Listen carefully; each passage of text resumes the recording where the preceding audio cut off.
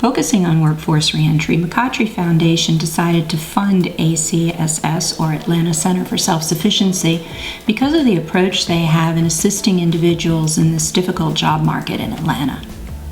ACSS helps individuals find and retain employment.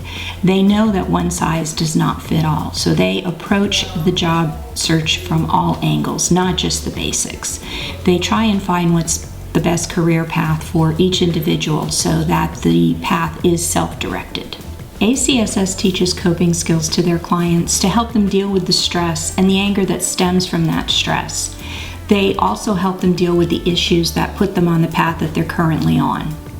McCottry Foundation's partnership with ACSS helps bring awareness to their unique approach and hopefully will encourage other areas in the country to replicate it.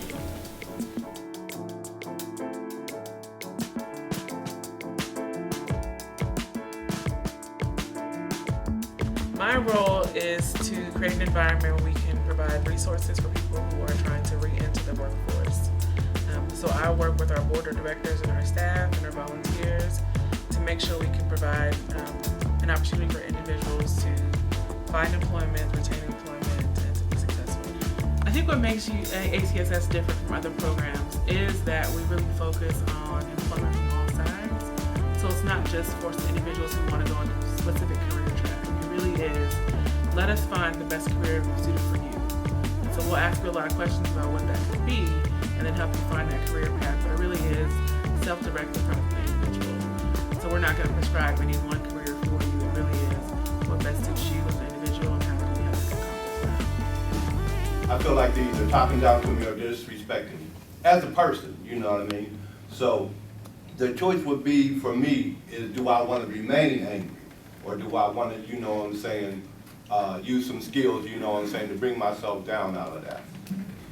Positive on one hand, negative on the other. You want to move away from people that's negative and be positive. This room is full of positive people. You want to be around your cohorts that's positive. You got somebody trying to tear you down on what you're trying to build, impede you get to your goals, you need to figure out a way to deal with it. First time I taught anger management is Jack T. Rutledge as a mental health intern, and I really enjoyed it then. I really enjoy it more now. Anger management gives a client a chance to relax and how to deal with their stress and help them develop coping skills. How to deal with problems when they arise. It's very important how to deal with your supervisor, how to deal with other co-workers, and if a problem addresses you, how to deal with it, and how you're going to cope with that problem. My first day, I walked in the door and I was very closed-minded. And when I say closed-minded, I was like, listen, my resume has always worked for me.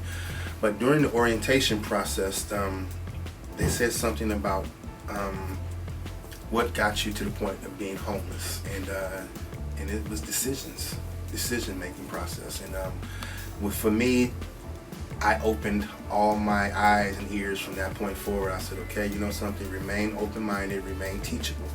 And that's one of my affirmations. I will remain teachable no matter what. And with that process, I just started accepting all information that was given to me. It's like they don't tear you down to build you back up, but they want you to change your thought processes. And when you change your thought processes, you'll receive positive information in, as opposed to just clinging on to the negative information. As the Director of Development and Marketing, my job is to manage all fundraising initiatives for the organization, and also to handle all communications and storytelling, public relations, everything that kind of falls under those two umbrellas. We're very different from what most people think of when they think of homeless services. You say homelessness, and immediately people think that the ways to help are, food, clothes, and shelter. But honestly, that is kind of the bare minimum. It's the bare minimum, and it's kind of your first line of defense. But most of the people that end up in a homeless situation, there was something that led there, whether it was an illness, an addiction, sometimes just falling on hard times, a layoff.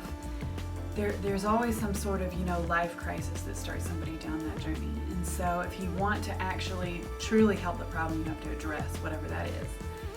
And what we do is we work with people once they've kind of addressed at the front side whatever that issue is, and work as kind of the bridge to get them back into life.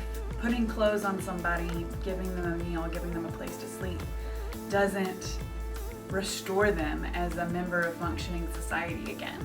It just, it's a band-aid. I build relationships with other employers in the metro Atlanta area. I set up interviews myself and Miss Isaac, who works with me. She's one of our employment specialists. And, you know, my job is just to bring options to them, employment options. As far as the training piece, I do workshops. I work with Mr. Wynn in getting the curriculum up and running, and just making sure that we're hitting the target in regards to the needs of our clients. My job is to get them in front of potential employers. Their job is to sell themselves with the training that they received previously, for the 3 weeks that they're here.